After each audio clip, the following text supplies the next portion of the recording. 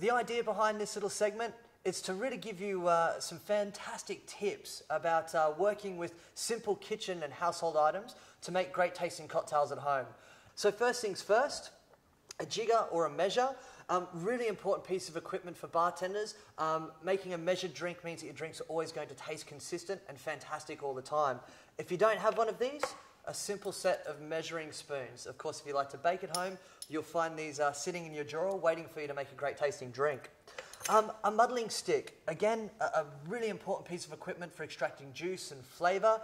If you don't have one of these, a rolling pin, potentially a mortar and pestle, but we really like using the end of a wooden spoon. Works really well.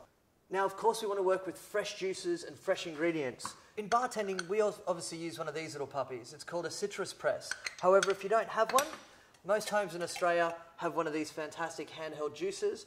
Now, bar spoons. What we really want to do is utilise bar spoons to stir and mix drinks and potentially add things like sugar. Again, if you don't have one of these little pieces of equipment at home, just use a simple teaspoon. The measurement is exactly the same. Now, of course, when making drinks at home, shaking is really important to make a great tasting cocktail. Most bars you'll find use a two-piece shaker, a tin and a glass, but sometimes they can be quite clumsy to handle, certainly when you need to separate them, creating that nice little hit to the side to separate both the glass and the tin. So what we found here is by simply using an onion or olive jar that's been cleaned out with a screw top lid, makes a fantastic makeshift shaker. The other really good thing about this as well is that once the lid's on top and you're shaking away, you've got no worry of the lid separating and the cocktail going all over you. Once you finish shaking the cocktail, what you of course want to be doing is straining it. In bars we use these beautiful things here called a Hawthorne strainer. However, what we found with an olive or onion jar is a simple fine strainer or tea strainer that you'd find in your drawer at home. Fits nice and neatly over the top. It's a beautiful fit and works extremely well. Now, blenders, great piece of equipment for making drinks at home for your friends and family. You can put a litre of cocktail into one of these. It makes it really easy to service 4 or 5 drinks.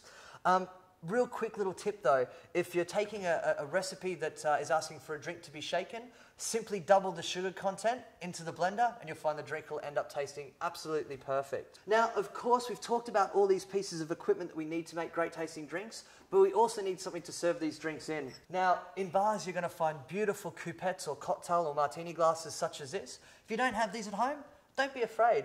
One of the best things that I love using is a beautiful little teacup set.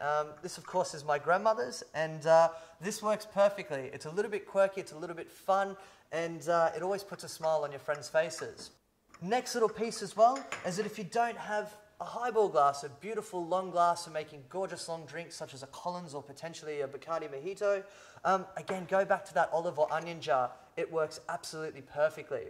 And look, one other little one that I really enjoy doing, certainly if I've got a big group of friends coming around, is taking a pineapple and hollowing it out to service a drink that will serve 3 to 4 people with a couple of straws. So there you have it. Making cocktails at home can be very easy and very fun. Don't be afraid if you don't have the cocktail equipment. Just get a little bit innovative, have a lot of fun with it. Salute.